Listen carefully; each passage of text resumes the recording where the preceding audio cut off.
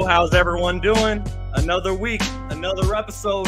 This is Stats Over Politics. As always, I'm your host, Shaun, alongside my guys, Jaevon, Garry Singh, Kevin Dent, who for this episode will be known by his initials, which are KD, because, gentlemen, we have a very special guest joining us this week. And usually I toss it off to one of my guys to introduce the guest, but I know this guy. I've known him for the last couple of years since our days at Sac State, and so I will take the pleasure of introducing our guest. So we have a former quarterback at UNLV, Sacramento State, and the University of Washington. He played Canadian football. Now he's in the USFL. None other than Mr. Kevin Thomson. How are we doing, Kevin? Oh, great! That was a great intro, man. Let's get it. That's good stuff. You guys got that. You guys got that eerie hip hop beat intro. I was like, whoa. Hey, Kevin, that's called free. That's called free. Oh, yeah. That's right. I didn't think about all that stuff. You thought it was a cipher. That good stuff. Man. Yeah, exactly. We get it. We get everything off freebeats.io. But for whatever reason, as my man KD can attest, for some reason, even though it's free beats and it passes on YouTube, sometimes TikTok be hating on us, and so we gotta find some new sounds eventually. And so who's the beat maker in the group? You guys got to start. I know. Garry, making your own beats. I guess hey, that would be Garry, fucking tough. A little cipher intro. That's cool. Would be tough. I think the one accolade that I missed for Kevin was Big Sky Offensive Player of the Year from 2019 and a Big Sky champion in 2019. Myself, as a Sac State alumni, I was a student when this happened, as was Garry right below me.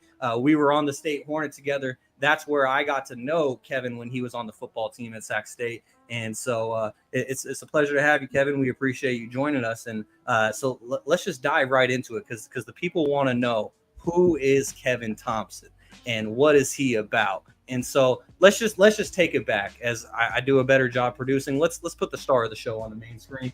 And so I was just wondering, thinking back to when you were first getting started in Auburn, Washington, as a youth, not only throughout your childhood, but also playing youth sports. I know a little bit extra about you from when we covered you on the State Hornet. My guy, Mac Irvin, another Seahawks fan, he wrote a great profile about you and your return from injury that you had. And so long story short, what was your life like growing up in Auburn, Washington as a kid?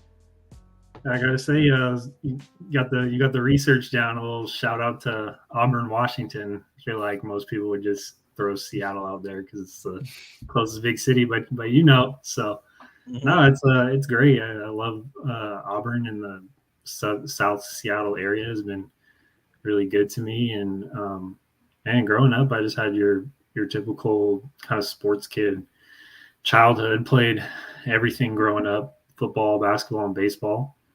Got started really early with baseball, and that was kind of the main thing for the majority of my life, even through high school. But I played 2 years of flag football, like 4th and 6th grade, just to kind of like get going. My parents didn't really want to throw me in tackle football when I was young, for probably good reasons, honestly, when you kind of think about the effect that it may have on your body and young kids. I mean, I think it's great to play football when you're young, but it's just, I think it's one of those sports where it's probably better to develop kind of and learn your body a little bit before you're running into each other full speed. But I played baseball all the way through high school, but going at the end of my junior year, I just kind of fell in love with football. Like, I always thought I was going to try to play college baseball. And when I was a kid, grew up and wanted to be a pro baseball player.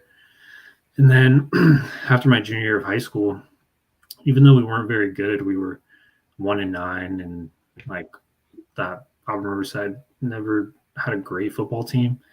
For some reason, even though we struggled that season, I just felt really like natural on a football field. Throwing the football just felt natural to me. All the kind of training that I had done from like 8th grade through, I started to make good strides, I felt like. And Had a big senior year where we were co-league champs, and things went really well, and kind of reminds me of what happened at Sac State in a way, where we're struggling one year, and then the very next year you win a championship. So you just always, I'm just from high school, just always tried to stick things out even when they were difficult. But yeah, Auburn's great.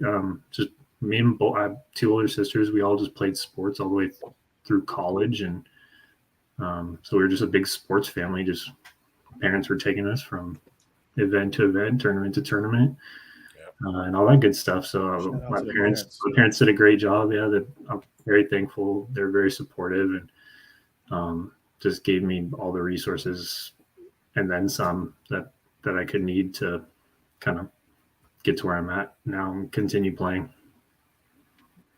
So so Kev, you talked a little bit about your high school, Auburn Riverside High School, and you were playing both sports, multi-sport athlete, baseball and football, obviously. Talk to us a little bit about what made you kind of, veer towards football and kind of, having to pick a sport. And talk to us a little bit about who was scouting you and who you ultimately ended up signing with out of high school. Yeah, so, man, to be completely honest, like baseball was my number one sport, is what I always thought I was going to do. And like I went through certain periods throughout my baseball career, kind of in high school, like lengthy periods of where I was like struggling. Like, as you guys know, baseball is one of the sports where there's a lot of failure. And kind of growing up, I had yet to really experience that in baseball. I was, kind of from Little League on up, I always kind of felt like I was one of the top players and was always doing pretty well, and things were always going good. But then kind of in high school with summer ball and stuff, there was periods of time where I was, really struggling, just not playing well, not defensively doing as well as I wanted to. And at the same time, like football, I was starting to have some success with football after my junior year. My junior year was my first year starting. I was just special teams and JV, freshman year, JV, sophomore year, starter my junior year. But from kind of freshman year all the way through whatever level I was at for football, I just kind of had that success, and like it felt really natural for me. And then baseball, I was kind of starting to struggle a little bit. So at that point, I kind of was like, I feel so much better, playing football. Like this feels way more natural to me. But I obviously kind of stuck it out with both. But I never went to any football camps, or like wasn't getting recruited in my junior year at all. After kind of struggling, didn't know all league, no honorable mention, like none of that. So going into senior year, I kind of talked to my dad, and he was like, "What do you want to do?" I was like, "I think I want to play football." He's like, "Well, you're kind of, behind on the 8 ball with the whole recruiting thing. Like you got kids getting offers in 9th grade, 10th grade."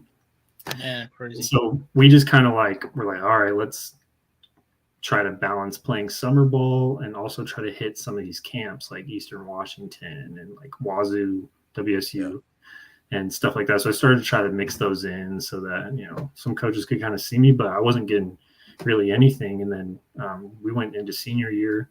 We had like a new staff that year, brand new staff come in. And then we got off to a really hot start, and we were like 4-0.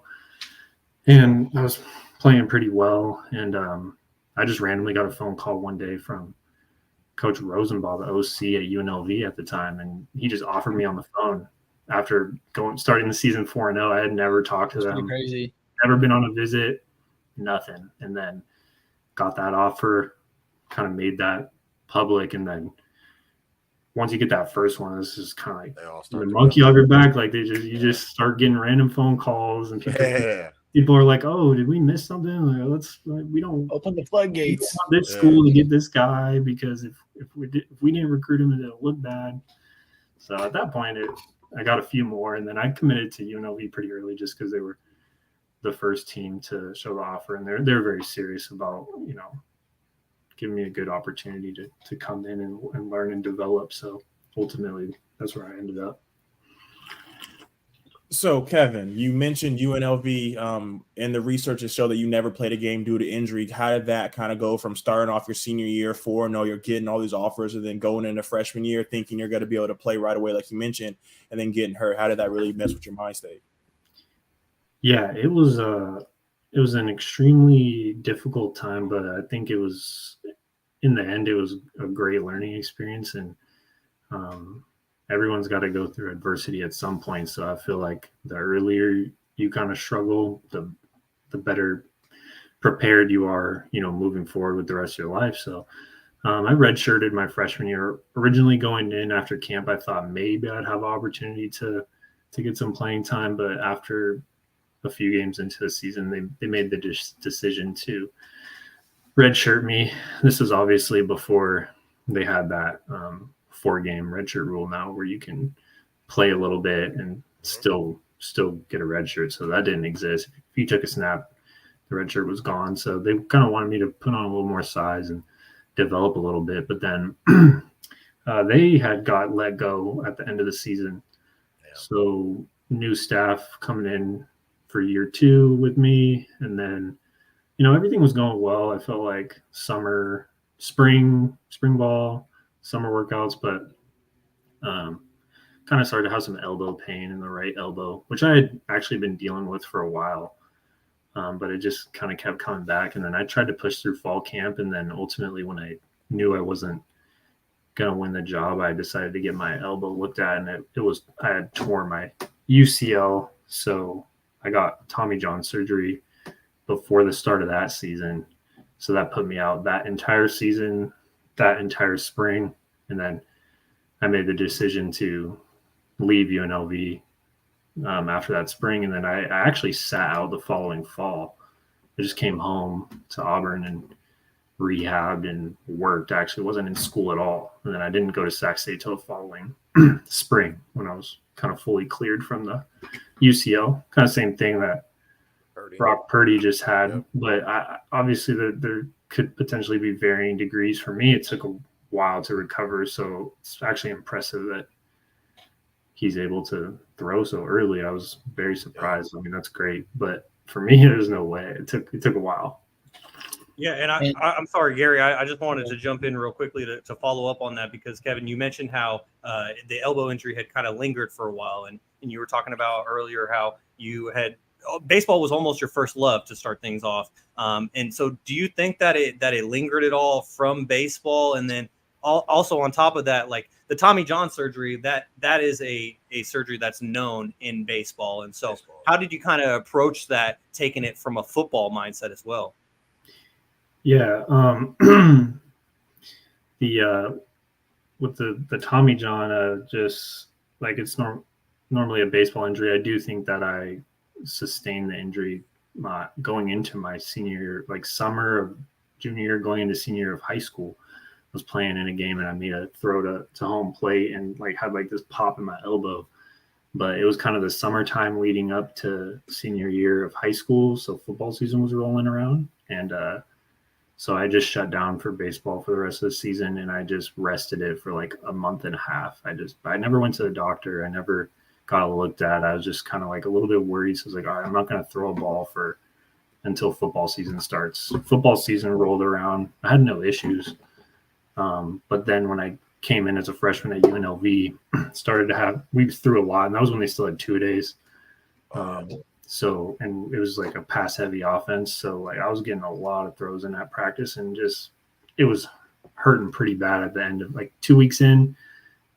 Every day when I was done practicing, the elbow was hurting pretty good, but I just tried to push through it as long as I could, because when you come in as a freshman, you're not trying to sit out because of injury. You got to prove yourself. You don't really have the longest leash always with football, and especially in the quarterback position. But I just pushed through it, I think, a little bit too long. So I think, honestly, I might have had a partial tear from high school, and I think it might have progressed to a full tear by the time I got it looked at, because there was a couple other incidents where I had the sharp pain, but would just keep trying to work through it. But the rehab process was pretty long, and just kind of started with throwing like a foam type football to then I went to a baseball for a long time. Finally work your way up to a regular football. I didn't start throwing until like 7 months post-surgery, 6-7 months post-surgery. Had a couple setbacks with the weightlifting while I was at UNLV because I just think there was miscommunication with the strength staff, myself, the training staff. So there were a couple setbacks along the way. But yeah, it was like you started off, you're throwing like 10 throws at 5 yards, and you're done for the day. And then like 2 days later, you do the same thing, then you back it up 5 yards. And so it's just like a really slow process, but it's pretty extensive surgery, and you really have to train that what is it? The elbow. You have to train the not a ligament, it's a tendon. You have to train the tendon to act as a ligament because they took it out of my wrist, put it in my elbow. So okay, got you. you're really just trying to teach some like a new body part to do something that it's not meant to do. That's pretty crazy, to be honest. Kevin, I wanted to ask you, me going to Sac State and Shaun going to Sac State, what led you to your how'd you get to Sac State? You were just talking about, how you were, UNLV, and you're going through all those ups and downs. So what led you to go to Sac State? And also, like, all those experiences, like, clearly before you even got to Sac State, you went through, like, a roller coaster of injuries and fighting through a lot of things, but obviously you kept pushing and believing in yourself. So who was in your corner, keeping you believing, and what helped you? What out of those experiences, what helped you at Sac State? Yeah, so the way I ended up at Sac State was interesting. I left UNLV, and then I was rehabbing that summer and fall. And like, you're a dude that hasn't taken a college snap. It's been 2 years, and you're coming off elbow surgery. So, obviously, and there was no like freebie transfer. If I went right back to FBS, it was sit out a year. So basically my option was FCS or like Division II. Like I had to drop down a level to be eligible right away. So that's where I was looking. I wasn't even, contemplating an FBS thing, but no one's super interested in a guy that's coming off elbow surgery hasn't played. So I had a previous relationship with my offensive coordinator that first season at UNLV, and he happened to be a head coach at a Division II school in Colorado. And then so he offered, and I went on a visit, and it was in the middle of nowhere. It was like Alamosa, Colorado. And I'm sure it's a great university, but like after it's like there's like a few thousand people in the city, and like after visiting and thinking about it, I was like, man, I really think I can play Division I football. So like I told him I was appreciative, but like I think if nothing comes up, I might just try to walk on like at a D1 school or do something else, because I don't think I can go the D2 route. Even though it's good football, it just wasn't like what I dreamed of doing. So I didn't want to do something that I didn't want to do. Mm-hmm. And he actually was like, he reached out on my behalf to a former Coach Sears, who was at Sac State at the time, who they had a prior relationship, coach together, that went back to, I can't remember if it was like Eastern Washington or Washington State days, but they had a connection there. So he was like, I don't know what their quarterback situation's like, but let me go ahead and kind of reach out to him and like kind of vouch for you a little bit, like tell him about you. And so he did that, which I'm very grateful for. And Coach Sears invited me down on a visit, him and Coach Wolf, and they got to know me a little bit over the weekend. And they basically said like I had no other offers, and they said, hey, we'll give you a half scholarship. So essentially we'll cover your tuition and your books. You cover your living expenses for this spring semester. And if you win the job or perform well, then, we'll put you on a full for fall. So I was like, man, I took it right away because I wanted to still play Division I FCS. And that's all I had. So a couple weeks after that, I just drove down in my car and found an apartment, took over someone's lease, got lucky that's how the system worked at like a fully furnished apartment down there. And so it all happened really fast. And then spring ball went well, and basically won the job. So they ended up putting me on a full. So that's kind of how I ended up at Sac State. And then as far as who was in my corner, yeah, it was like my parents the whole way. Like when I was at UNLV with the elbow surgery, I had considered giving up football because I was like, oh man, this is a grind. This elbow injury is difficult. But my dad was basically like, dude, don't don't do it. You're just gonna be coming home, and then what? You're gonna like sell cars or something. So which is nothing wrong with selling cars, but I felt like he knew that I could still play football, so why give up on it? And that I hadn't really gone through adversity like that before, so I didn't know how to navigate it. But just being thrown into it, it was great for me because to be able to navigate and go through an injury like that and still find success later down the road, you just realize the importance of kind of seeing things through and then just sticking to your plan and just trying to focus on like what you can focus on to improve and get better. And sometimes those results come years down the road. It's not going to happen in 6 months or a year. You might be working for something now that it's going to show up 5 years later.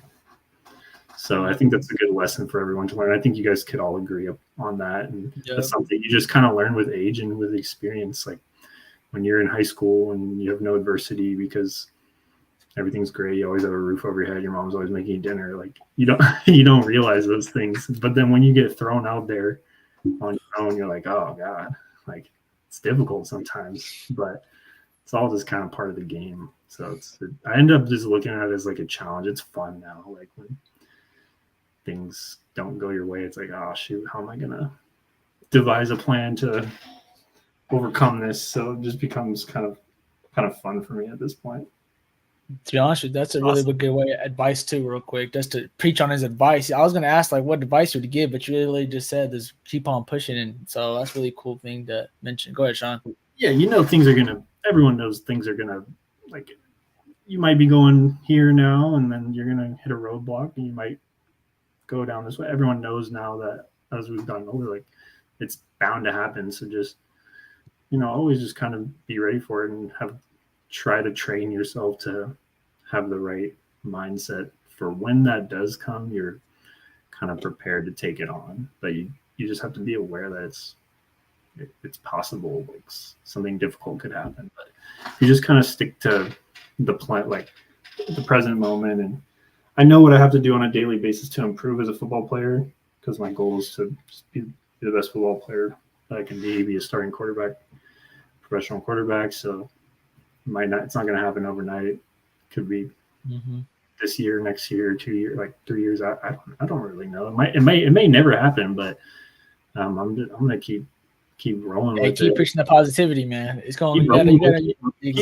it until I can't do it anymore. Until no one will take me anymore. Existence. Speaking into existence. Don't worry, you got speaking to existence, kid.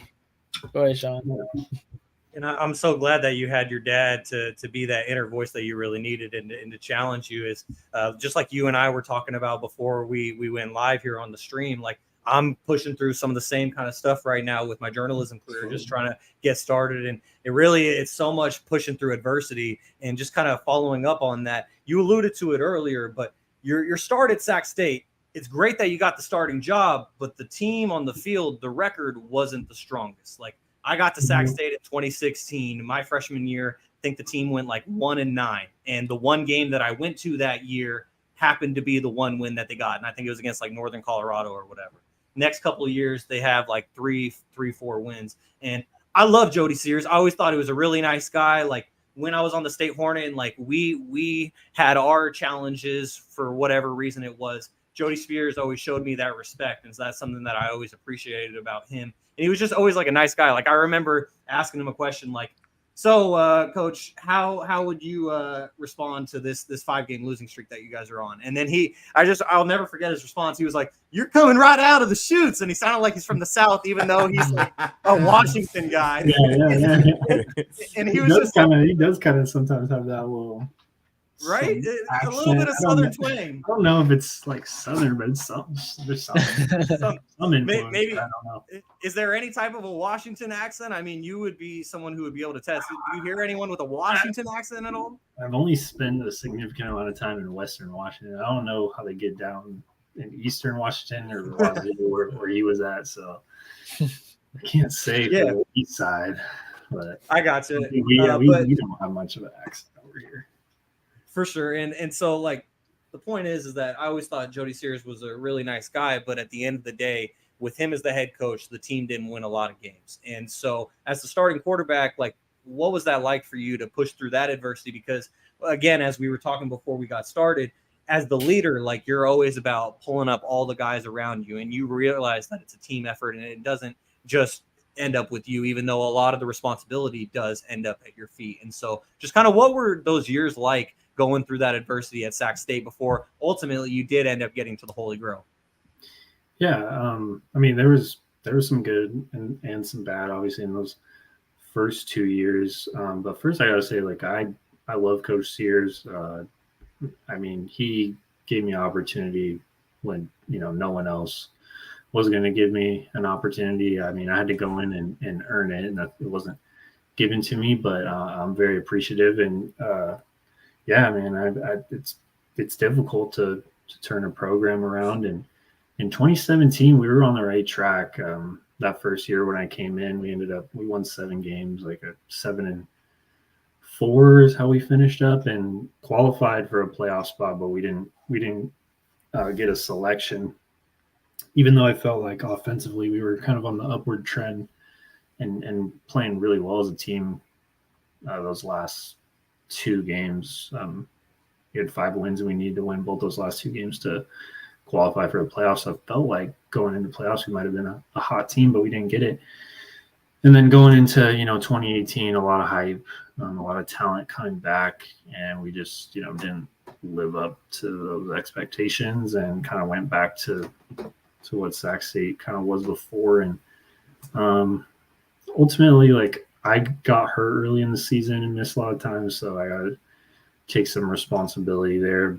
When you're playing football, like, you got to do everything. You can't prevent injuries, but you got to try your best, do everything you can to take care of your body and stay on the field, because if you're not doing that, then you're not going to last too long. But so that year was tough, and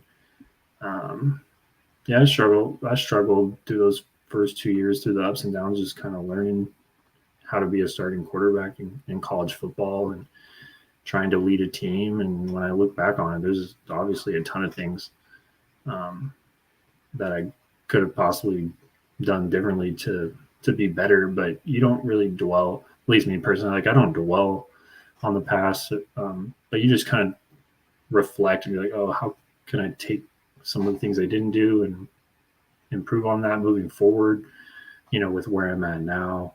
So it's just always just a constant learning experience. When I reflect, it's more so like, oh, how could I take some of those things that I didn't do and tweak it, be better moving forward. But I would never change like the past. But yeah, like, then he got let go because we only won like 2 games. We went from 7-4 to another 2-win season, so I had to make a change. But I still had some great experiences and played with some really good teammates both those years. So even though like 2019 was like the big kickoff to success for Sac State, I still think those first 2 years were kind of crucial in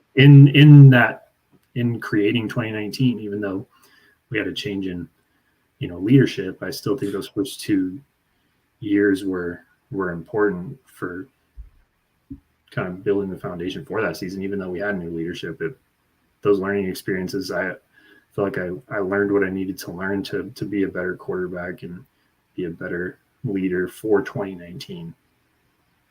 Yeah, and we see on YouTube right now, for our audio only listeners, our guy Manny's tapping in, and we appreciate Manny for helping us set up this interview with Kevin, as we had Manny on what was it, like episode 7 or something like that, Kevin? Because I gotta go.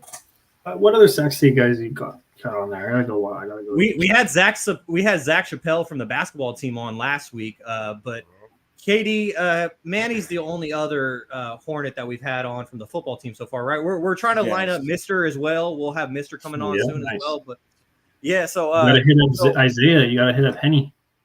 Yes, very true. I know Isaiah Henny. He's in the USFL as well, right? Yeah, he's done really well. He's past 2 years for the Maulers. I think he was their leading receiver this year. He joined the season late last year. I mean, he's probably got a good story too because he was out of football for a while, or like a couple years after college. So it's been cool to see him have some success in the league.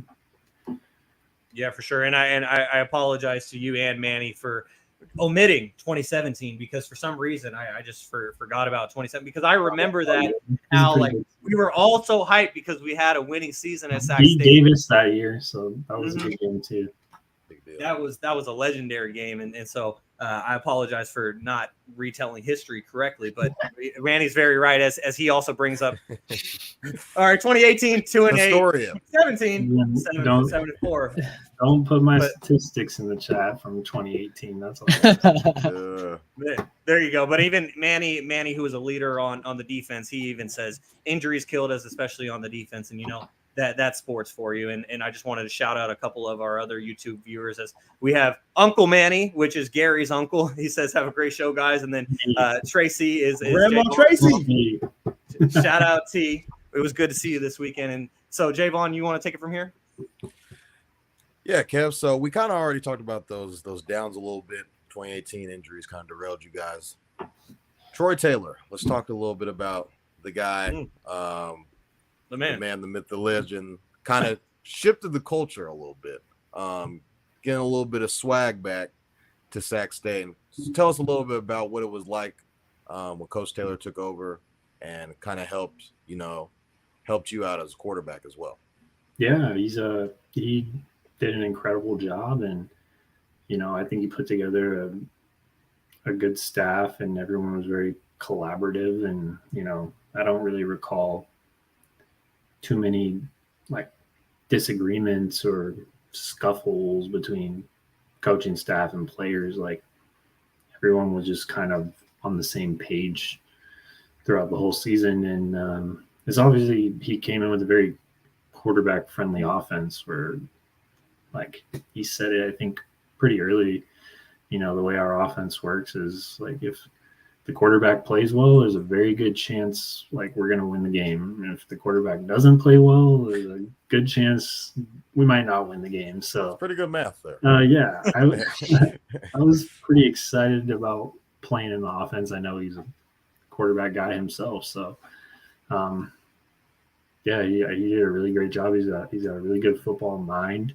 And I think the way he kind of approaches things mentally was unique to any other coaching staff I had been a part of. He's like a lot more, I don't want to say the word calm, but I feel like it seemed it just from the outsider's perspective, and obviously I was up in the press box. He was always very composed. A lot more calmed and orderly, exactly. Just very composed. I felt like he kind of always knew like what he wanted to do and where things were going, and he would never react like on emotion, which is something that I really enjoyed, from a head coach, because I feel like I was similar in that respect. And football's a very emotional game, so to just kind of like see a coach be able to, think critically in those important moments and make the best decision for the team and not get too caught up in emotion in the moment was cool. I think it kept us grounded and focused. So, and he obviously three Big Sky championships, right? Mm-hmm. At Stanford. So he did what about as good as he can do. So like he earned what he's been given, and it'll be cool to see, how things go at Stanford. It's also crazy that the Pac-12 is 4 teams now. R.I.P. Pac-12. Maybe they end up in the Mountain West. I don't know. I don't think Stanford's going to go for that. Mountain West. No way. But we'll see. Yeah, I mean, he was a quarterback friendly offense, and he knows how to run a group of young men, successfully. So it was cool to be a part of for that year. So we touched a little bit on the 2019 season. So this is a 3-part question. What really went into that offseason that made you guys feel like the momentum was shifting? How did it feel to win conference? And lastly, how did it feel to take home the Offensive Player of the Year? Yeah, I mean, I felt like, after really struggling in 2018 and going into 2019, for me personally, I just kind of really focused like every day trying to remind myself, like when it was a lift or when we had conditioning or when I was trying to do some throwing sessions on the side, like anytime things got difficult, I would always just try to remind myself, like a Big Sky Championship, like I told the team after like our 2017 season that, I didn't want to leave Sac State without winning a Big Sky Championship. And so I just kind of tried to take that to heart and was reminding myself when I was in the weight room, in my head, of course, like, you got to keep going, keep pushing. Like, we need to win a Big Sky Championship. I was never aiming for the personal accolades. Personal accolades are great though, but obviously those are more of a representation of the team that you have around you, and because you need a lot of people doing the right things for you to have individual success. I'm not going to diminish the role that I played as a quarterback, but you got to have a quarterback can only be as good and can only play up to their potential when everyone else is doing what they needed to do. So the personal accolades were cool because I hadn't really got any of those at Sac State, but I attribute that more to the team that I had around me and the coaching staff. So really everything was about the Big Sky Championship. And so I was just trying to kind of plant those ideas in my mind throughout training in the off season and, try to remind guys here and there, but I made it more of like a personal mission. It's not like I was telling guys every day, hey, we got to win a Big Sky Championship. It was something that I was really fixated on. And kind of the way we approached things was you got to do what you need to do before you can start telling other guys like what they need to do. So I had to make sure I was training hard, organizing throwing sessions outside of the team allotted hours and such like that, and studying the playbook and making sure I knew what everyone else was doing. So I had to just personally make sure I was doing all that stuff before I could, start taking on that role of like that vocal leader. I think leading by example is more important. I do think you have to be vocal at times, but I think leading by example is much more powerful approach. And Kev, I'm born and raised in Sacramento, so I got to ask you a Sacramento question. So what was your favorite moment, while you were out here just, living in the city of Sacramento, the favorite parts of being in Sacramento, also your favorite memories, going to Sac State as well? Yeah, shoot. A lot of good, just little dumb memories with like old roommates, like late night McDonald's runs or going downtown to like all those insane bars that everyone goes to every single weekend and never changes. Like, and just what all the just craziness that happens down there. Like outside of football, speaking, that was probably the most fun, was just hanging out with the guys and all the memories. And we had actually a cool little house for like my last 2 years there. So we would always have a bunch of people over and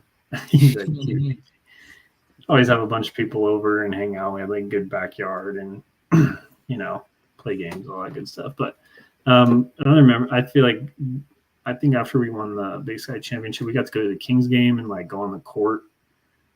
And they did like a little thing on the video board where they were like showing highlights. That was pretty cool.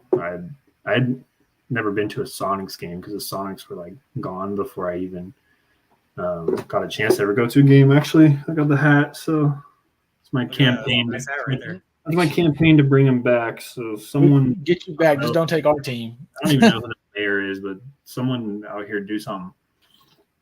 Yeah, the Kings. They were talking about the Kings leaving. I know, They had to start lighting the beam. But I guess since they went to school down there, I'm glad they didn't go.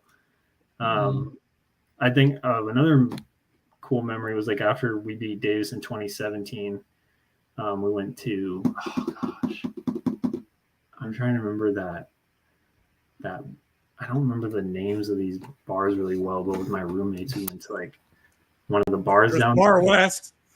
No, but if you could rattle off the main ones, I would remember it. It's like you go in, they got the bar, they got the TVs right there, and then they got like the basketball game on the left. Oh, Coin Op? No. I do know that one though. But they just like it's like a normal bar. But anyways, yeah, we all went there that night. It was like the main one we went to before we went down to Goldfields. Mm-hmm. We'd go to this one first and then walk down. But anyways, they were showing the highlights of the Davis game at the bar on the TV. Oh, shit. And then I was like recording it on my phone. And then like they showed an interview that I was doing up there, and everyone was like, that's this guy. So like I still have this video on my phone. It's pretty funny. But yeah, just like all those little dumb things. Like that's kind of like what you remember the most, and what we still joke about like in group chats to this day. Just some of those little funny downtown moments. So downtown adventures. Yeah, like those are things you like kind of remember the most. Like obviously the football is important. I want to win and all that good stuff. But I'm glad that we spent time outside of football as well. Create some bonds. Yeah, absolutely. Exactly. And now you have friends for life.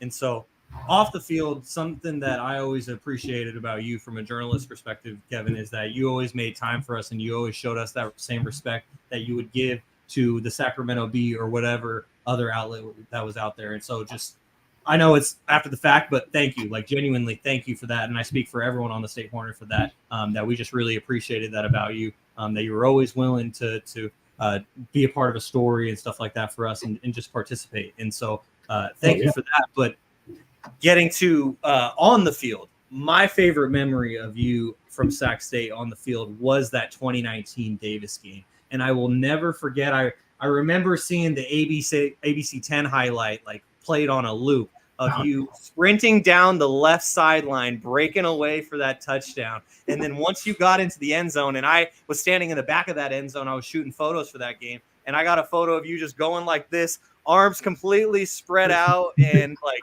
it was just such a great moment. The crowd was going nuts. And like now we see sellouts at Hornet Stadium all the time. But back then, that wasn't a common occurrence. And you had the city going nuts. And so what was that rivalry like for you against Davis? Because obviously, like, you're not like Garry and I, born and raised in Sacramento, but you learned quickly, like, what that rivalry meant to us. And so the fact that you capped it off in that way, like, what did it mean to you to do that? Yeah, and I'll say I appreciate you guys and everyone at the State Hornet and everyone in the media while I was there. Like, you guys, I recognize the important role that, you know, you guys play in kind of promoting our team. So that's kind of why I was always happy to work with you guys and chit chat it up and do whatever, because, you know, without fans, without media, like what is the game? Like it would just be an empty stadium of, you know, people run into each other. Like it wouldn't be that exciting. So like fandom and fans, I'm very appreciative of it, and media people that are willing and interested in covering teams that I'm a part of. Like that's awesome. I always think that's really cool. The rivalry, when I first got there, like teammates were talking about it, like, I hate Davis, I'm like, I really have this is just another game to me. Like I get it. I'm not saying I don't take it seriously, but I never really cared early on. And then I still, like, I don't want to say I didn't care. Definitely, I'm very happy that, you know, out of 3 games, I was able to win 2. Would have much rather won 3. But I cared a little bit more about the rivalry going in 2019. Just having been there for 2 years. But I will say that I try not to like hype up particular games. I do think that having an aspect of a rivalry for like the fans' sake and the student body and things like that is important, and it is really cool. And I love the hype outside of the football, outside of our team, outside of that, like hype it up talk about it as much as possible, but like as a unit and as a team, we got to just kind of stick to what we always do and treat it how we always treated practice the same way, like with intensity, with purpose and things like that. But I was really happy to win that game because I mean we were down early, and I was like, man, this Big Sky Championship is like slipping away. I had heard that, or I had known going in that whatever I feel like I don't remember how the scenario was playing out, but I think I knew that going into the game, if we won, we had at least clinched a share. So it was like when we were down early, I was like, this cannot slip away. Like it's too close. We are too close right now. We're still going to go to the playoffs, but it won't be the same like without winning this thing. And so luckily, like we were able to come together, and the defense started to step up, and we actually started moving the ball and completing some passes and getting some good runs. And ultimately, it was just a really good team win. But I remember, that last play was like we had this kind of two-way option. We had kind of Gable in the slot on my left. BJ was my running back offset to my left, and the play was like third and short, I think, or I don't know if it was third or fourth, but we were going for, I think it might have been third. And like when I catch the snap, Gable was going to run underneath, and I was going to like run that way to the left. BJ was lead blocking to my left, but Gable was coming underneath, so like the lines in front, and I had the option to hand it off to him going field side, or pull like as I'm running toward him. If I think they're crashing down, or if the defense is flowing that way with him, I can like could have kept it, pull it, and follow BJ to the boundary sideline. And I'm like, in my head, I just kind of knew, I was like, it's going to take a lot for me to not pull this ball. If it's a terrible look and there's like two defenders coming free at me, I'm going to give it to him. But if there's any sort of like open area, I'm taking it. So I just give him the fake handoff, pull it. BJ lays a great block for me in the boundary, and I just was able to get outside that and go up the sideline. And that moment was really cool. That's another one, looking back, probably one of the coolest moments like on the football field, because like of the environment, the stakes that were at play, the like cool photo I got with it. And like at that point we knew we had secured the game. And so yeah, that was really cool. And I have like the videos and the photos on my phone, so I'll be able to remember that stuff. That's another cool thing with like phones and technology now. You can like keep so many of your reminisce. Yeah, you can like, I can't wait to when I'm old to be able to pull those out and be that guy that's like, oh, look at back in my day. So you gotta show your kids. That's gonna be fun. When I was young, I hated taking photos like net, but as I'm getting older, realizing kind of the importance of like memories and being able to share those, like I try to take more photos and stuff now. So but yeah, that was a super fun game, and it's great that I haven't kept up. I don't really know much about the crowds, but now that they're getting more crowds, it's awesome. Like it would always be just like the Davis game and maybe like a homecoming game. We would get 16, 17. Impact every game now, I feel like. Yeah, that's super cool. It makes it so much more. You don't really think about it when you're playing, but when you look back on it, it's a lot more fun when it's a packed house. And it's a good stadium. I mean, it does have the track. Obviously, it's a good track because they do like USA track and field there. But even though there's a track, like it's still a really cool stadium in my eyes. It definitely is. And Toddy, I just wanted to jump in just to follow up and say this. I think Kevin was downplaying how big of a comeback that was, because I remember the last, if not the last story I wrote about you for the State Hornet, it was one of them. And it was when you won Male Athlete of the Year for like our State Hornet Awards that happen each year. I remember vividly, I started that story with an anecdote lead where it was like Kevin Thomson basically just threw a pick six. Now Sac State's down 17-3. And then Sac State went on to win 27-17. And you guys came all the way back, and you were the one who helped lead that comeback. And it was just such a legendary moment. And so as a Sac State alum, again, thank you. Because like being on the student media, like we're supposed to be unbiased and everything, but like now I'm an alum and I can just revel and look back at those years as well. And So thank you for what you brought to us at Sac State. Yeah, appreciate it. It was crazy. I think that was my first and only pick six in college. It was like I was on like the 2-yard line going out. We had to go like 98 yards, and we called like it wasn't a screen, but it was like a quick throw to Dotson in the flat. We might have been 4x1, or he might have been in the backfield. I forget. It was either 3x1 or he was number 4. Like we were in a 4x1, and he was just turning straight to the flat, and I was just getting it to him, and those 3 receivers were supposed to block for him. And that dude came off the edge, and like I threw, and he just jumped, and literally, like as he was coming down, he had the ball and was just already in the end zone. Like, so that was my only pick six. So I'm pretty bummed about that, but it all worked out. You said take that off the resume.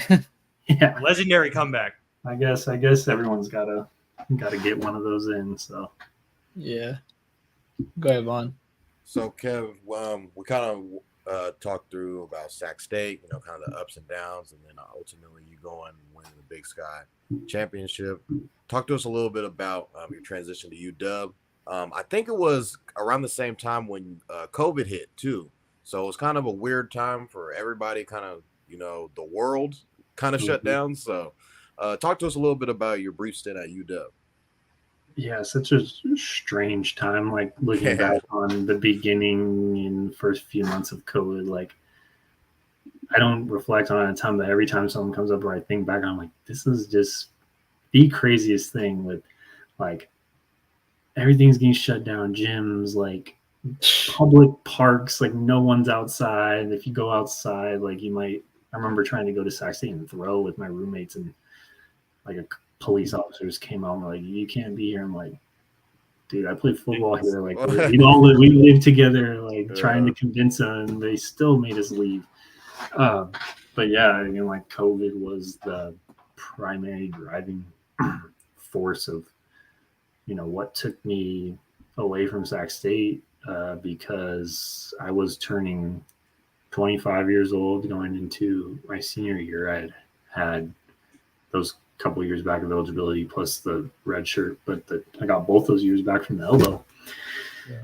And like, I'm just kind of looking at the news, looking at what the chancellor of the CSU system is saying based on like, we're not going to have any students on campus, and like all these things are coming out, and I'm like, trying to put the pieces together. I'm like, there's no way that we're going to have a season this year based on what's going on, considering that the only way we bring in really money is through tickets. Like, we're not a big TV deal or FCS. Like, I knew all those things. And so I was concerned about that, and I didn't want to sit out a year.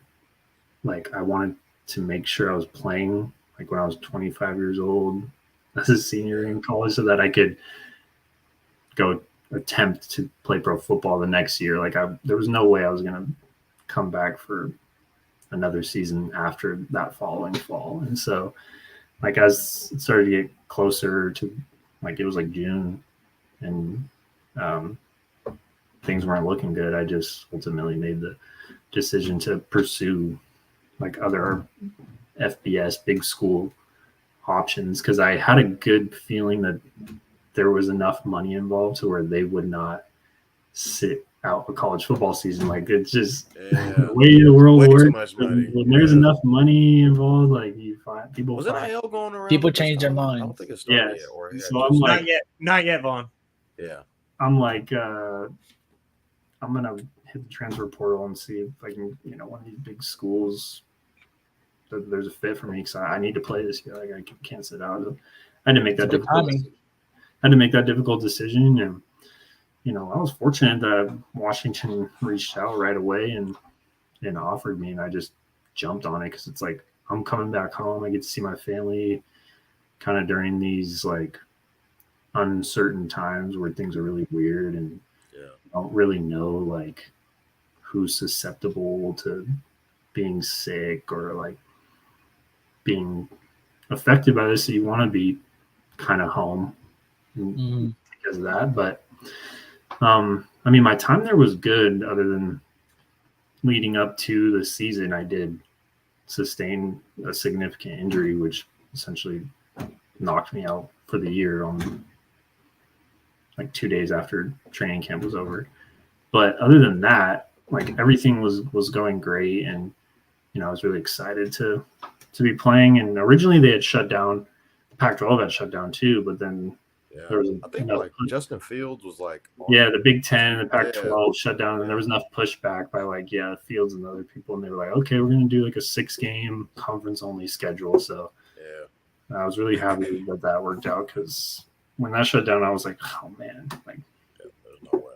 Not what I was hoping for, but ended up working out being fine. Played with some great players, and learned a lot about football while I was there in that short period of time. Like, it was a little bit of a different experience because the offensive coordinator kind of had an NFL background, so he was into like more of those like wordy play calls. Spider Wires, really, 2 banana. All that skills. So 2 play calls in one, where you're killing to the second one, where you get up there, go through the cadence. If you don't like the look, you're killing into the second play or whatever. Give us a play call real quick. What's something that you were? Oh god, Off the dome. Yeah. I mean, we could have something like, it could be something like, we could have like Y mode gang right, 50 or 62, 50 or 60s protection, like Y mode gang right, like 52 lion, like dagger, kill, like 32 zone on the double. You get up there, Zahat, 180, Zahat. You like to look for the pass, run it, like slant flat, dagger seam to the field. If you get a light box or like a too high shell and you want to run like 32 zone, kill, go through the cadence again and hand it off. Right. That one wasn't even really like long compared to some of the other ones. I just can't even remember off the top of my head. Off the top, because I just try to like focus on whatever current offense I'm in now. But like, so that was good to learn. That was good to experience and go through training camp and like have to learning the language, run a huddle and like be vocal and sound like I know what's going on. Like, because when you're in a no huddle offense, you look over there, you're looking over, you're like rows down Sahat, and like everyone already knows what they're doing, and you're going. So to really have to like look over there. We would do the signals too, but you'd look over, get a signal, or you'd get a number, like whatever signal for a number like 26 or something like that. And you'd look at the wristband, play 26, signals, all that stuff. Yeah, it's like in size 4 font, and you're like, my content today.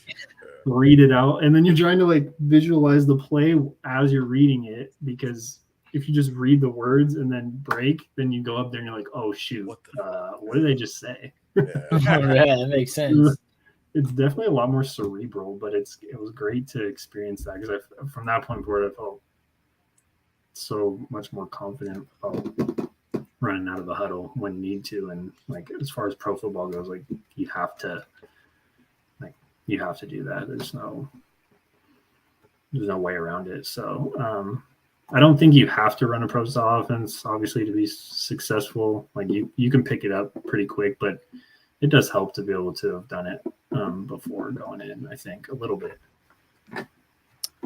Yeah, Kevin, you were talking about how, all these experiences helped you along your way and these different coaches and things. You got invited to the rookie mini camp with the Carolina Panthers after the draft. How did that experience go? And, what did you learn from that? And just talk about that little experience for us. Oh yeah, I mean, it was really fun. It was short and sweet. Didn't spend a lot of time there. Didn't make the team, but just to be able to go out there and just kind of keep your name in the mix and I'd have that on the resume, I think is somewhat beneficial. But it was cool. I didn't honestly think going in that there was a huge need at the quarterback position. So I knew that it was going to kind of be an uphill battle to make the team, but I just tried to go out there and, make the most of it.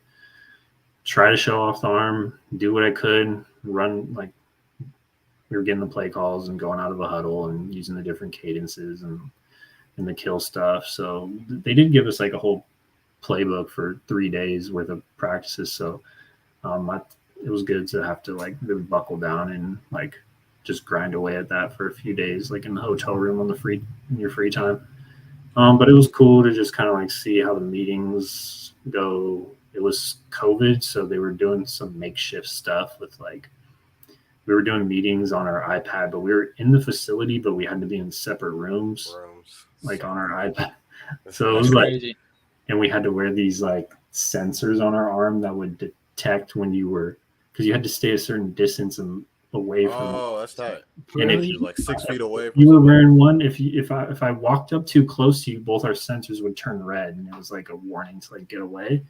And so basically how they would use that was like, if 2 days later you got COVID, since my sensor went off next to you, they would get that info and have to test me for COVID too. Right. It was like you had to be like 7 days like away from camp or something like that. I think it was like, very interesting. But yeah, I mean, it was fun to just go out there and throw some passes around and get a free hat and a couple free shirts. Was Cam the quarterback? Did you learn anything or what? Honestly, like watched a little bit of film and kind of talked a little bit about offense, but at that point, it's really just about learning the offense and the system that you're currently a part of. Like football is football at the end of the day. It's the same game kind of for everyone. It's more so just learning the intricacies of the specific offense you're in and being able to like run it efficiently and distribute the ball and get it where it needs to go based on certain looks. So it's like, I wasn't like the game at that point, like you're pretty advanced and you're not like necessarily learning how to play football. You're just really learning how to specifically run that offense. So you're just like trying to hone in on all the little things, and you like learn from reps and like and watching film. But as far as like knowledge, like football knowledge, I wouldn't say a ton. I would say I learned a lot about like, that offense and trying to like what they wanted to get done. But it's kind of like that with every new team you go to. That's what it is. Like it's a boot camp of trying to learn their offenses as fast as possible. But it was fun. I'm glad I went out there for sure. Who was the QB during that time that year? I think they had just got Darnold.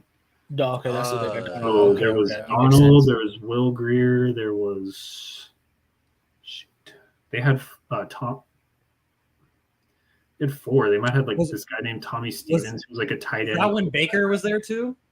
No, he hadn't. No, Darnold was going into his first season with the team, so he was like the man, like going to be the guy. I think everyone knew, but I know it was Darnold, Greer. I think it was a guy named Tommy Stevens, and then they had who was like a tight end quarterback hybrid, and then one other guy. Like they had 4 guys, and then they brought in 2 of us from minicamp. So I was like, well, the numbers aren't in my favor here, but let me go see what I can do. Try your best, right? Yeah, exactly. It was an opportunity, and speaking, it's better than not. It's better than nothing. It's better than guys are probably begging for that opportunity right there, brother. So you gotta take advantage of what you can get.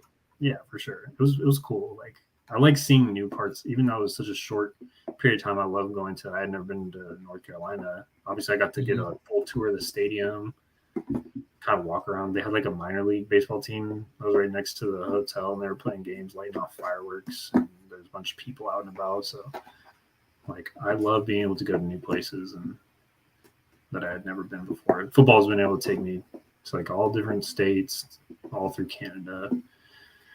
So that's my favorite part about it, I think. That's awesome. And just kind of relating to my own experience, kind of just with sports journalism, Jaevon joked earlier that like, I covered a 49ers game and I was in the 49ers locker. I've covered one 49ers game in my life, and it was during my internship at the Sac B. But during that experience, it gave me a taste, and it kind of gave me a little tiny glimpse as to what my future could be. And so for me, that shit just makes me hungrier, and it just makes me want to work even harder, seeing potentially what I could be doing full time. And so is that kind of one of the main things that you took from that Panthers experience? Is it's like, this is the NFL, and whether if it's for a couple days or for a couple months, you're getting an experience with the NFL. And so is that kind of what you took from it?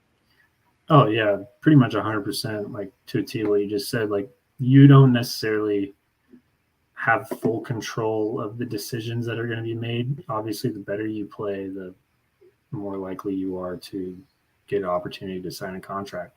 But just going in, like I was like, I get to go be around an NFL facility for a few days and throw passes to guys that are playing in the NFL doing what I'm trying to do. So like one, I'm going to enjoy it. And I will say like, there's definitely stressful elements to it. Like you're like wanting to be perfect on every play, but ultimately, you know, that like as time's going on, I realized like you really just got to like play your game and not worry about like outcomes and your whatever your personal circumstances are. You just go do your thing, and then if you've trained, you know, if you feel like you've trained properly and you put the work in, then at that point just let the chips fall where they fall. But really, I think the satisfaction and the like contentment of it is making sure like that your training leading up to that opportunity was everything that you needed it to be, because then you could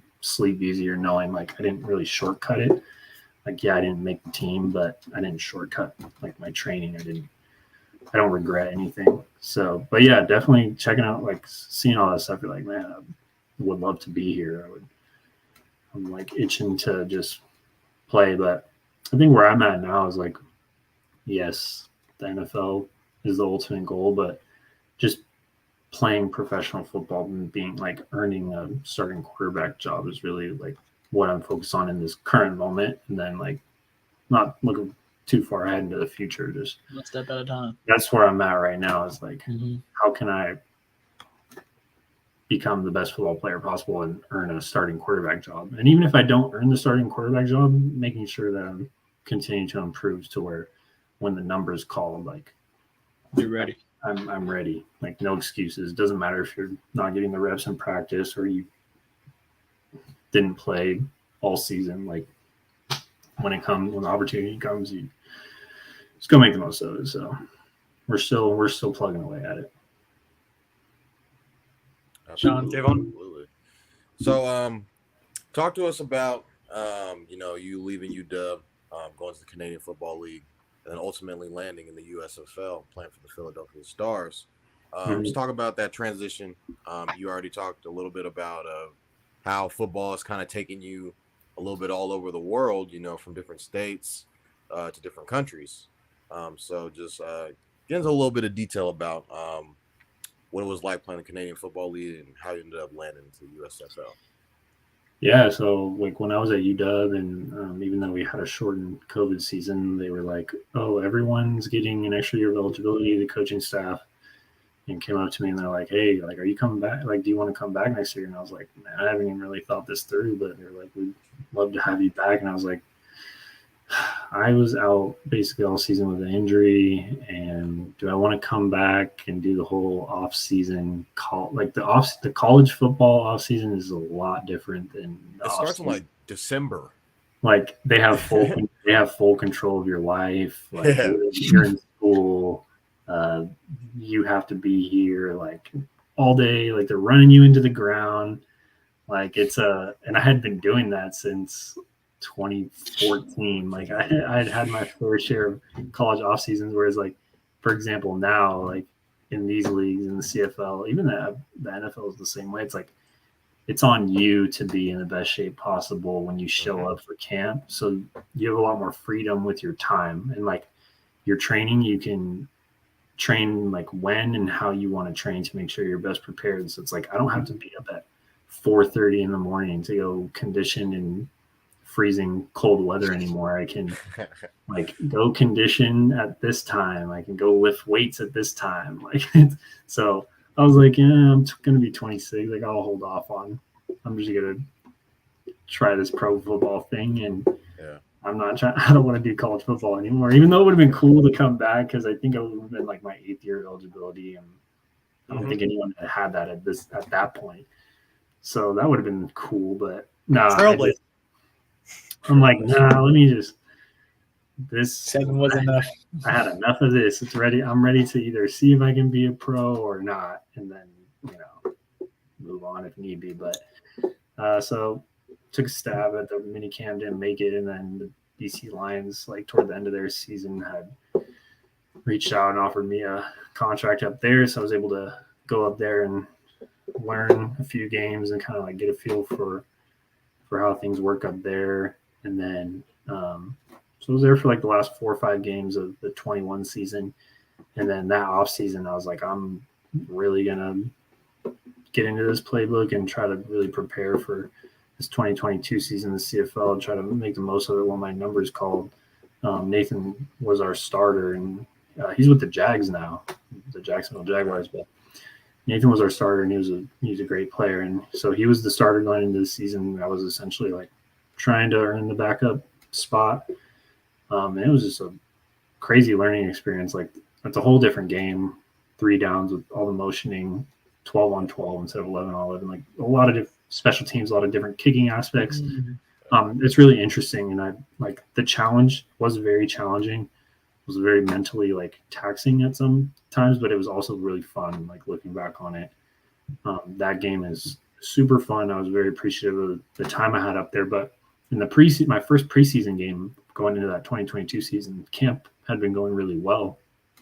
I felt really good about potentially earning that 2 spot that I was kind of competing for. And of course, like, I got hit with the injury bug again. So in that game, I got broken rib, punctured lung, and ultimately led to me getting cut in the middle of the season, like when I had gotten back healthy, and then I was let go because they had to make some quarterback moves. They signed a couple more guys, made a trade for guys. So ultimately, like, I get let go, that's part of the business. Like, it is what it is. Business, yeah. And at that point, I had to have another like kind of mental sit down talk in my head, like, how much longer can I continue to like deal with this? Because every injury like comes with its mental and physical Absolutely. Difficulties. But as I started to go through the rehab process, I was like, nope, I'm dead set. Like, I'm dead set on this football thing. And from that point forward, like, still been dead set on it. But I did have to kind of have that conversation with myself and my family again. But I just knew, like, I didn't want to end my football career like that. There was no way. Like, it had to be like a playing. I wasn't going to go out on an injury. It was like, it needs to be like, they tell me no, like, you're not good enough anymore. If I hear that, or no one's willing to give me an opportunity anymore, then yeah, I'll know, like, it's time to hang it up. But as long as physically, like, I still feel like I got it and have that mental edge and that motivation, I'm going to keep showing up somewhere. I'm going to keep being in training camp. I'm going to keep I'm going to keep going where the opportunities are. And then, but after I got cut, I thought potentially I'd get signed by another CFL team, one that had reached out like the same day I got cut, but they didn't end up making a roster spot for me. So I was able to get contact information of several USFL, XFL coaches, GMs, scouts, emails, anything I could like find, or like I'm going on social media, like following people, trying to shoot messages out. Like, I'm taking matters into my own hands at this point because I'm like, shooting your shot, man. Are you like your own agent? No, I do have an agent, but like sometimes you got to do things yourself. Sometimes you got to take charge. Like, that's another thing I've learned throughout college was like, no one's like, you might have academic advisors, you might have coaches, you might have people that you think are going to help you along the way. But like, at the end of the day, you really have to make sure you're taking charge. Like, the first thing I learned was like with my school schedule, like, all of a sudden I think someone's going to like sign me up for these classes or do this and that. And like, I'm like, now I don't have them, or like they're telling me, oh, actually you did this to graduate. that's when I learned, I'm like, oh, I need to actually really go figure out how this all works and do it myself. Because if I rely on other people to do it for me, it's not going to get done properly. Exactly. So that's kind of how I viewed this whole situation. Was like, my agent's great, but I was like, he's going to try to help me out as best I can, but I'm also going to go out on my own and try to like do some things too.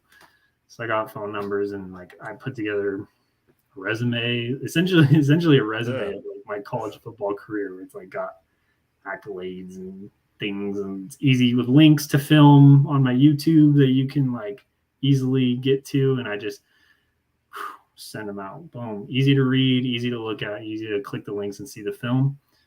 And the Stars GM and coach got back to me like right away and were like, hey, we like your film, we're gonna get back to you like ASAP. And then they're like, we want to offer you a spot on the team. And I was like, boom, let's do it. Like, run it. You want to give me a spot, I'm taking it. I don't need to sit around and wait for anything else. So yeah, then I was back in the States playing, and we played this season, and Case Cookus was the starting quarterback, and we actually played. He was in the Big Sky as well, Northern Arizona guy.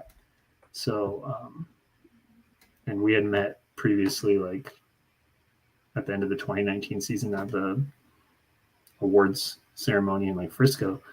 So it was cool to play with him, and he battled and did a great job. But I was kind of took on the backup role and got 2 whole passes in for the season. But it was a really good learning experience and a lot of fun. Kind of coming back and playing 4-down football again, like NFL style rules as opposed to CFL. Like it's way different. Yeah.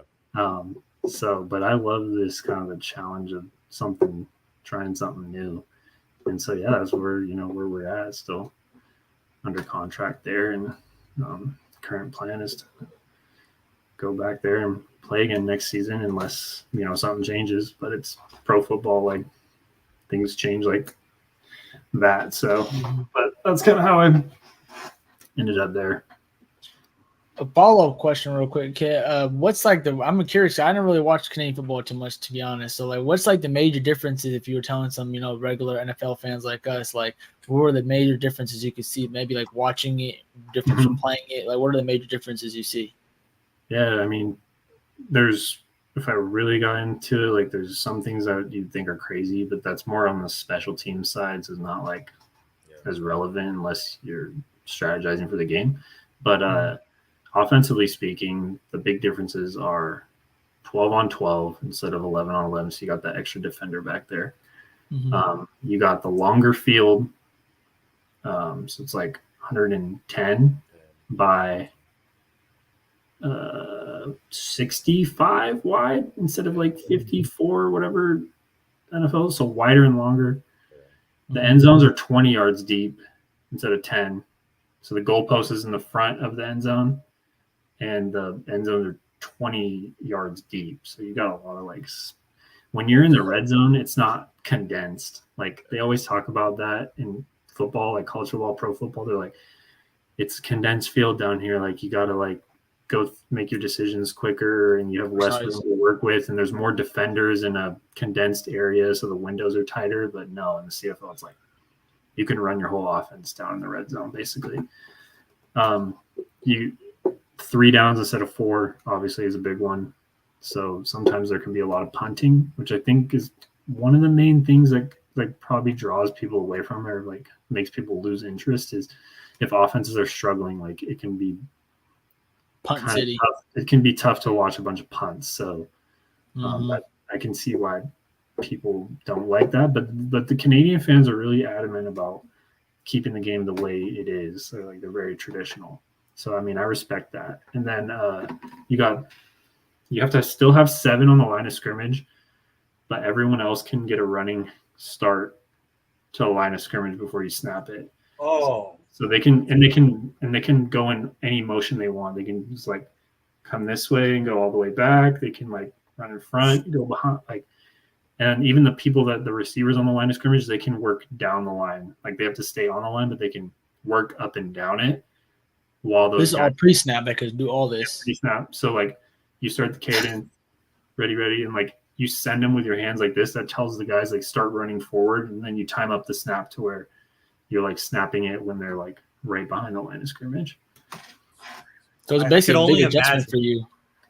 Yeah, that timing took a few practices to get that timing. Luckily, I was, during training camp, luckily like backups get a fair amount of reps. Like during the season, your reps are limited because the starters are trying to prepare for a game. But like luckily in training camp, I had that experience where I was able to kind of time it up to where I felt really comfortable doing it. But early on, like you got guys like 2-3 yards offsides or 2-3 yards behind the line of scrimmage, just trying to find that sweet spot of like right at the line of scrimmage when the snap in, even maybe slightly in front of the line of scrimmage, because the refs are like kind of lenient sometimes.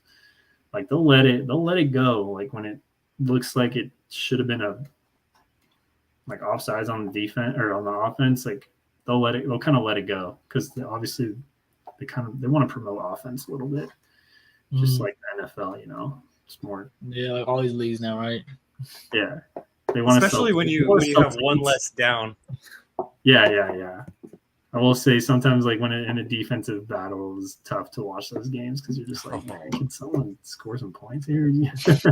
Like so much punting. But the special teams rules are interesting too. Like they have no fair catches, but you have to give like a 5-yard halo for the punt returner. So like you have to let him catch it. You can't like catch it and just smack him. You got to give him 5 yards of leeway.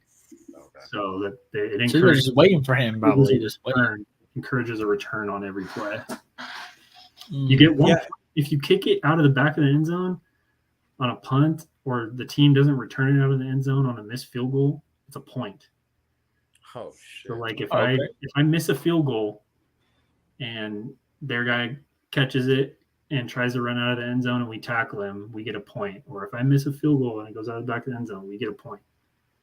So they can return field goals. Various scores. Yeah. Doesn't happen like a ton, but it's definitely part of the game, and it's definitely like something you have to consider late in the game. Like late in the game, you're down 1 and you try to get a rouge. Like you can just run and punt it out of the, like if you're close to scoring and you like might not be able to hit that field goal for whatever reason, or like time's running out, like you can kick it out of the back of the end zone and tie the game or whatever. Or if you're tied. If it's a tie ball game, sometimes they'll try to like do that single to win the game. Like instead of having to line up and possibly miss a field goal, they'll just like try to, if you can kick it out of the back of the end zone, like you get a point. At least that's my understanding of it. So I still don't know the game like as much as I should. It sounds like you know it extremely well though, because that's pretty wild to think. And like, I can only imagine. Not obviously, but I never have played quarterback in my life. So I can only imagine, just based on my experience playing Madden, like all of the pre-snap motion, right? That I can only imagine, like out of the corner of your eye, just how much it's craziness it is. Yeah, you don't even the strategy is to just know where they're going to end up, not like what they're doing behind you and stuff. Because if you start it can get crazy when you're seeing the plays like on a sheet and it's like got a line this way and then he's going back and this guy doing that. Just know like where the guys are going to be when the ball snaps, because you can't even you don't want to get caught looking out there. Just know where the guys are, know where they're going to end, and you're good. It's a way to kind of simplify it. Obviously, when you spend more time up there, you can really become a master of it. But early on, it's kind of what one of the quarterbacks told me out. Yeah, it sounds like a lot. And as our guy Uncle Manny says on YouTube, CFL brings back a lot of old school memories of Doug Flutie. And Uncle Manny also said something that I wanted to reiterate as well, is that Kevin really has a very inspirational story, and he's fighting, and we're all behind you, Kevin, and we definitely think that you got it to get that starting quarterback job. And so our guy Kevin Dent, he unfortunately had to depart because he's currently watching his puppy right now alone, and the puppy was being a puppy and wanting to talk a lot, so he's handling that. But our guy Kevin, as Kevin Thomson, we really appreciate you joining us here on episode number 43 of Stats Over Politics, and we want to be considerate of your time, so we're going to start to wrap things up here. But because our guy KD isn't here with us right now, I wanted to ask about your experience with Philadelphia fans, because Kevin is a Philadelphia Eagles fan, And there's a lot of narratives that go around the country about Philadelphia fans, a lot that I think are wrong, because there's the narrative that's out there. But then I have plenty of friends, including Kevin, that are Philadelphia sports fans. And the thing that they've all told me is once an athlete like gets into the city, they realize, like, according to them, it's one of the best sports cities in the country. And like all that stuff is like overhyped and everything. I don't know if it's the exact same with the USFL and what that fan base might be like, but what's your experience with fans in Philadelphia? And as Kevin says right here, best fans in the world. So what's your opinion? So fun fact for the day for you is that the USFL has 8 teams and 4 hub play in Philly, I don't think. 4 hub cities. So the Philadelphia Stars and the Michigan Panthers were in the Detroit hub. Detroit, that's So right. we played at Ford Field, and we practiced at Eastern Michigan University, and we stayed in Ann Arbor. Oh, wow. Do you have you been to Philly even once? Everyone just assumed that the team name that you're there, but there's 100%. So That's what crazy. would happen and what was funny was, like, you would play the Michigan Panthers a home game, whoever you want to be home. It could be them or it could be us, however the schedule is. Mm-hmm. One of the games was home, one was away. They would have a good amount of Michigan Panther fans would show up to the game, because that's how, like, the city and the league kind of marketed it, was like those home cities, like, they would have their fans at the games, but the redheaded stepchild or whatever, the team that was in this same hub city but wasn't the city name, we would have a home game, and it'd be like not as many fans there because it's Philadelphia. So, like, our fans were primarily like on the internet, but I bet everyone's going, why are they called the Philadelphia Stars if they don't play why? in Philadelphia? So, but that's kind of how the league works. Is I think ultimately they would like to expand, but originally season 1 started with everyone in Birmingham, so it was like 8 teams, and the Birmingham Stallions were the one team that has like all the fans because all the games are in Birmingham, and then they expand out to 4 hub cities with 2 teams in each. And I think maybe at some point, obviously I don't know these things, but I'm sure they would look at potentially getting to 8 it'd be great, or expanding. Like, they just have to take it step by step. You can't really jump the gun too much. You got to make sure it's profitable, make sure everything's going well and things are operating smoothly, and things that I obviously don't have to worry about and won't worry about, but I do think about every now and then because it is interesting to think about business aspect of kind of some of those decisions. But so I was in Ann Arbor and played in Detroit.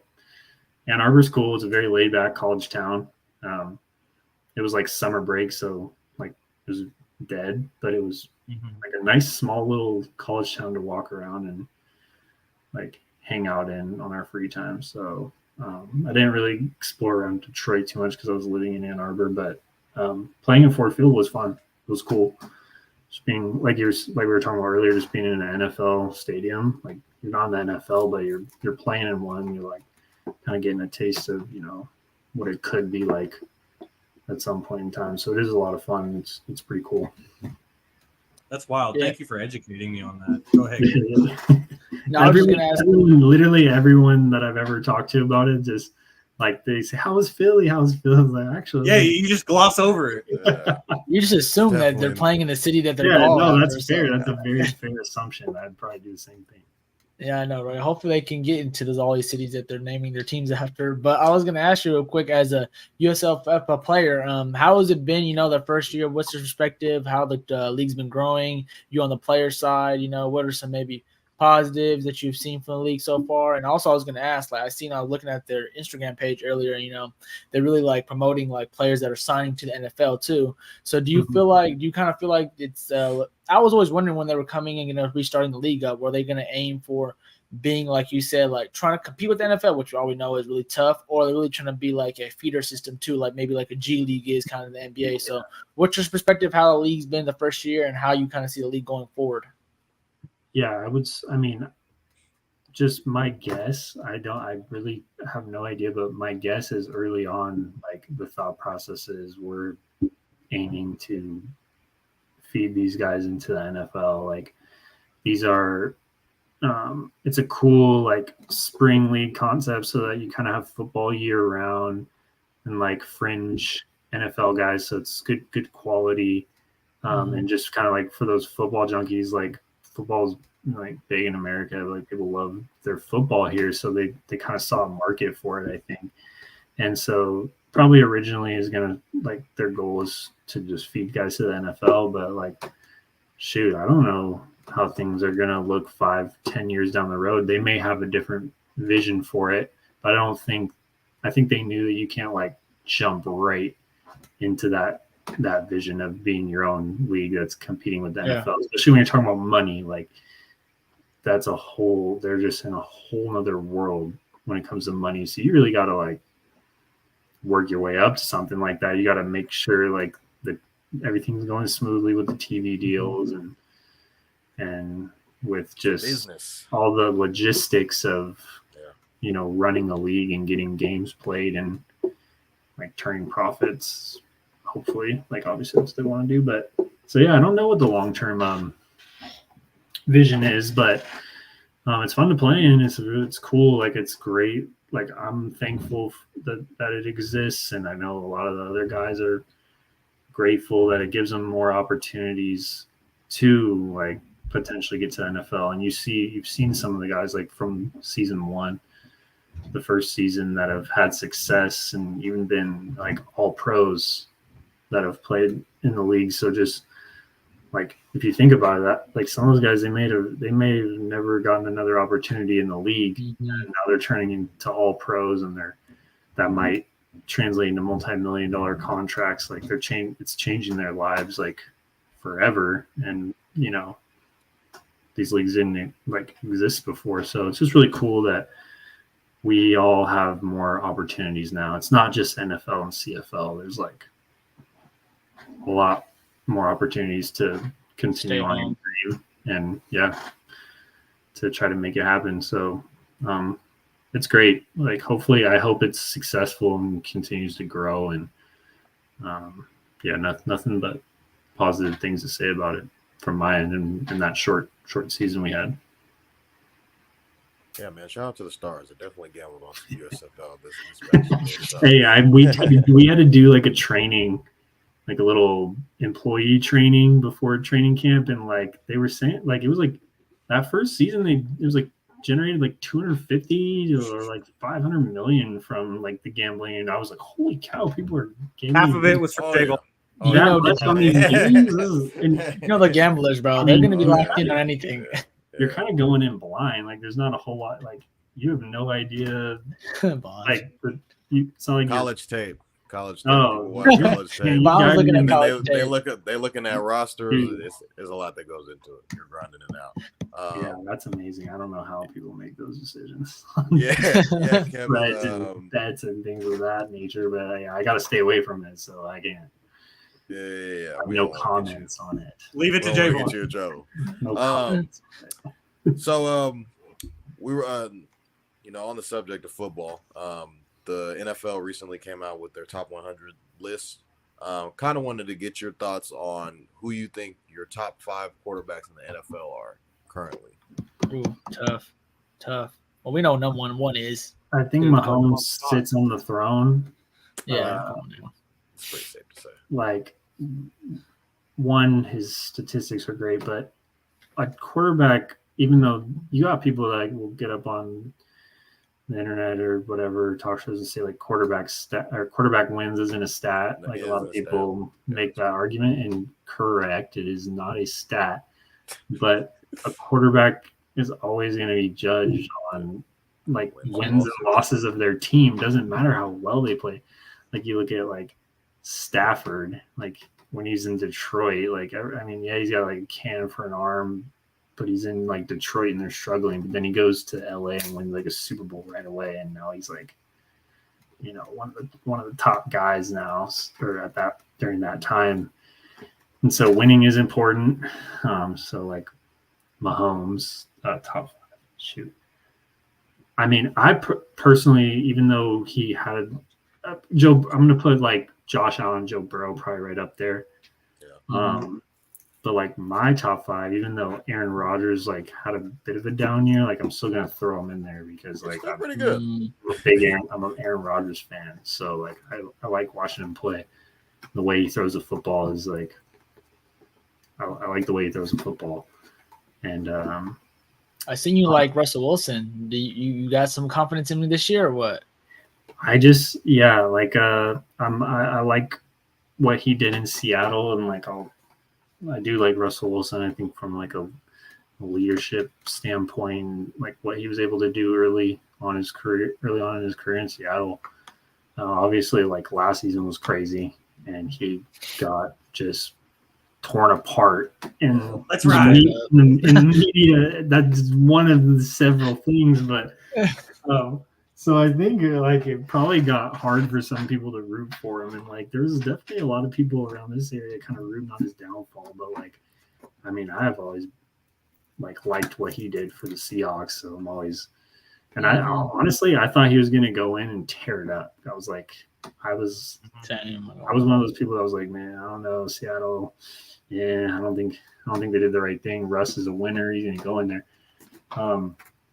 But hey, it could just be a little bit of adversity to kind of motivate him more. So it'll be really cool to see how he like responds to that. And now they got the new coaching staff, so it's going to be really interesting. He hasn't necessarily had to deal with that level of failure yet in his professional career. At least not that I'm aware of. So like it's kind of like a big year for him. I don't know who you guys putting in. Like Lamar. Yeah, you got to have him hovering up there. It's so hard because it's really a year. Herbert, Lawrence. It's like those three right there. It's really a year-to-year thing. Like things change, but if you're just especially right now, like if we're just like, are you looking at strictly going into this season? Are you looking at the whole body of work that's been done over? Like I think going into this season, right, Ron? Going into this season, I would have to. Dang, I almost want to throw Hurts in there. Oh, are you right? Kevin's probably waiting for that one. I ain't gonna. That was the name that I could just hear ringing in my ear. That Kevin would have been screaming that name so far. I have so much. Yeah, I mean, I don't know these guys personally, but just from what I've seen, and like I have a lot of respect for the journey he went on with the whole Alabama situation, transferring, and even going into the NFL. Like people are like, oh, he's not a passer, blah blah blah blah. And he just continues to put his head down. On top of that, I think he does a lot. He gives back a lot too, which is great. Like you always have a lot of respect for like people who are role models in the community and try. Like I'd never expect a pro athlete to like go out into the community and give back. Like no one has to do that. But if someone does choose to do that and spend their free time, because like it's very taxing mentally and physically, like a football season. So if you find the time to go help people, like that, like it's very respectable and kind of really says a lot about them. So like I think it's great seeing like this is another thing Russell Wilson did, during his time in Seattle, like just giving back, because like it's very easy to just be like, nah, I just want to chill with my family, like. I'm not I don't want to spend my time or spend my money, doing that, but it's great. It's those guys that do it. It's awesome. So I think Hurts has done plenty of giving back. He seems to have a really good perspective, and he seems to be just very well. Like, I just feel like he was kind of built for the role of being a quarterback and like a leader of an organization based on everything like he's done. My understanding of what he's gone through just when I see interviews and things like that. So I don't know. I might chuck him in there. Like Lamar's an interesting one too, because there's some really good quarterbacks. It's hard to say. He gets a little bit of a hard rap too. I think he also has missed some time. Like when you start missing time, like, you're gonna fall down. Go down on that. You're gonna fall down a little bit. Like something you can do about it. I think you can make a case for all of them. But yeah, so it doesn't. Just to jump in real quick, Kevin. So it doesn't have to be in that order, but the names that I heard you predominantly talk about was Mahomes, obviously, and I think we can all agree it's Mahomes, and then there's a gap, and then you got the second tier. But so we got Mahomes, I would agree. Burrow, Allen. You also said Rodgers, so that was your solidified 4. You going Hurts or Lamar Jackson for the 5th one? Just in case if Toddy makes a graphic and we put it on social media, we got Kevin's top 5 quarterbacks nailed. I gotta go with Hurts on this one. Just because of last season. Yeah. I think makes What sense. have you done for me lately, League? As Kevin would that say. is unfortunately that is how the business goes. It sure does. It sure does. And You don't- Kevin, we want to be One more thing go for you. ahead. I gotta get one more thing, Kev. My bad. Well, I didn't even hear. So, are you a Seattle Seahawks fan? Is that the team you rock with nowadays? They turn into some Niner fans because you're in Sac. Because we got 2 Niner fans right here. I didn't become a Kings fan. I didn't become a Niners fan. I didn't become a River Cats fan. Seahawks. I would say I root for the Seahawks. I'm not gonna go as far as to say I'm a fan because I don't have you're in the game. I don't have if you make the NFL, I don't have you're any coming. crazy ties to fandom. I'd say growing up, definitely Seahawks. In high school, go to the parade when they win the Super Bowl. So just having a little bit of a different perspective from sports. I try to stay away from the super crazy fandom, but I definitely root for the Seattle teams, Mariners and Seahawks. But I don't really lose sleep if they they don't play well. You're talking a lot of shit up here when you're in Sac, then probably to these Niner fans over here. Oh, I guess just because I like to stir the pot. Not even because I cared about the outcome of the game, more so I just like to stir the pot a little bit. I feel you. I'm a Steelers fan. So stir the pot. It's fun. Exactly. And Manny Anderson is the same way with him being a Seahawks fan. And Kevin, we really appreciate you taking the time to join us here on episode number 43 of Stats Over Politics. I got one final question for you before we get out of here. Do we have a couple more minutes, Kevin? Oh yeah, absolutely. Okay, perfect. I just want to make sure I'm respectful of your time. And so we mentioned Jalen Hurts, and the thing that I think about when I think of Jalen Hurts from his days at Alabama isn't so much the Tua situation, even though that's well documented, but I think of his legendary workouts and those back squats where he's back squatting 600 pounds. And I started my own fitness journey about 10 months ago. I'm not even nearly close to that. I mean, I'm just trying to squat 200. If I can squat 200, that's pretty solid for me. But so I started my own journey. I will get there. I appreciate that. And so as part of my journey, I try to take inspiration from others. And since I've been following you since our days at Sac State, I see a lot of the workouts that you do. And some of the crazy workouts that you do that, I just think about all the core strength it takes to get it done. And so, what's your mindset when you're going into the gym? Are you working on long-term stability, bulking up, or just trying to prevent injuries? What's your main goal when you're hitting the gym? Because I would imagine you're hitting it 5-6 days a week. Yeah, so it's it's a combination kind of things. Obviously, the football training and the exercises that I need to do to stay flexible and be explosive. I make sure I get those in first. That's the priority. But I am a fitness junkie, so that's kind of my hobby outside of football. It just so happens to be that they go hand in hand, so it's beneficial for me. But I have to sometimes I have to be smarter, make tweaks because I want to do some of that bodybuilding stuff because I like working. I like bench pressing.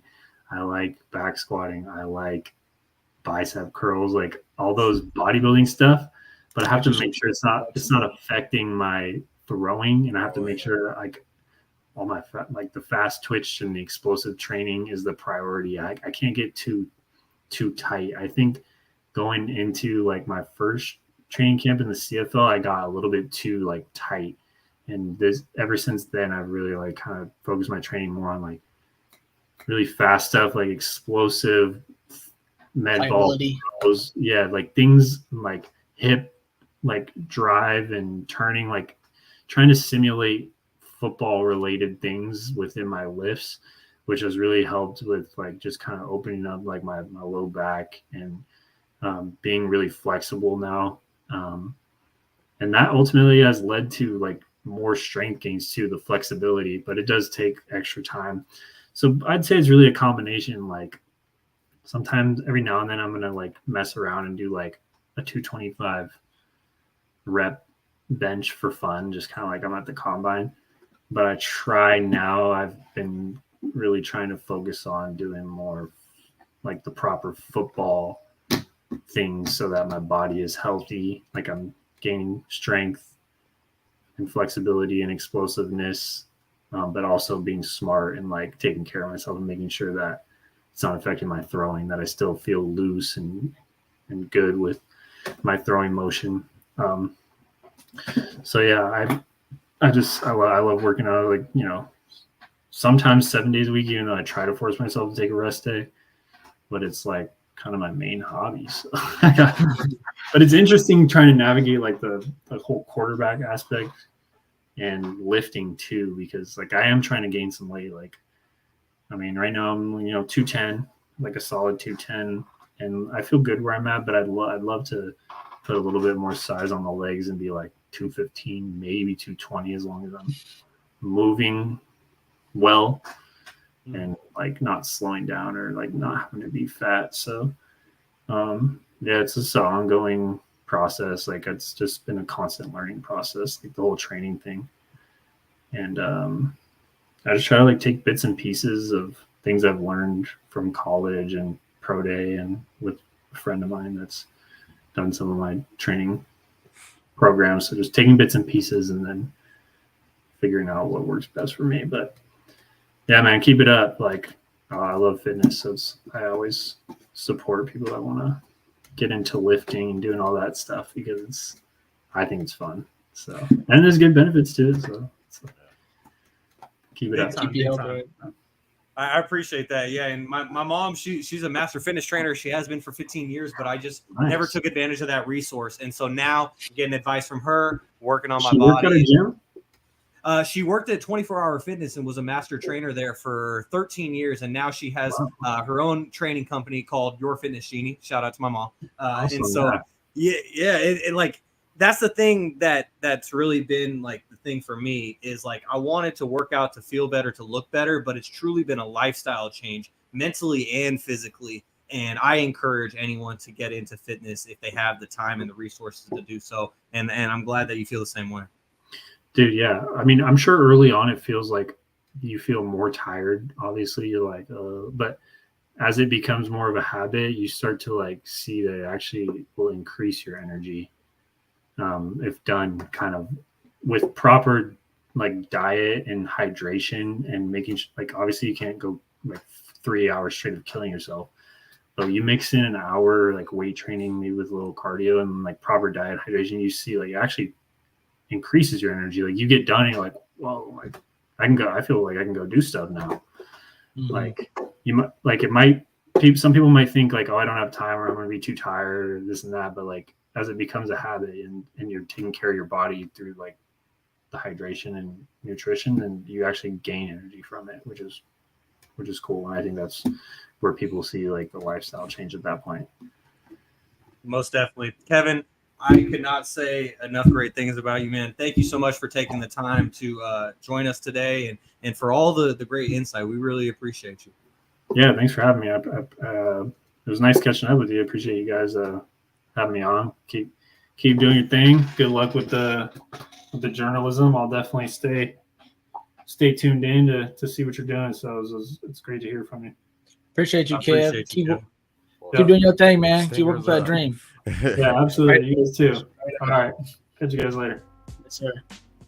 Hell yeah. Appreciate you, Kevin. Everyone, make sure to give us a like on YouTube. It really helps us grow. And if you like the show, hit subscribe to get notifications when we go live. just in case if we have a bonus episode like we do this upcoming Friday. You can follow us on Instagram and TikTok at StatsOverPolitics and on Twitter at StatsOverPolitics. See all the great content that Katie's putting out there. Make sure to subscribe, rate, and review on all podcast platforms. If you're enjoying the show, give us 5 stars. We'd really appreciate it. As you've been tuned in to episode number 43 of Stats Over Politics. For Jaevon Toddy, Kevin Dent, Garry Singh, and our special guest, Kevin Thomson, I'm Shaun Holko. Thank you for tuning in, and we'll catch you all on another episode of Stats Over Politics.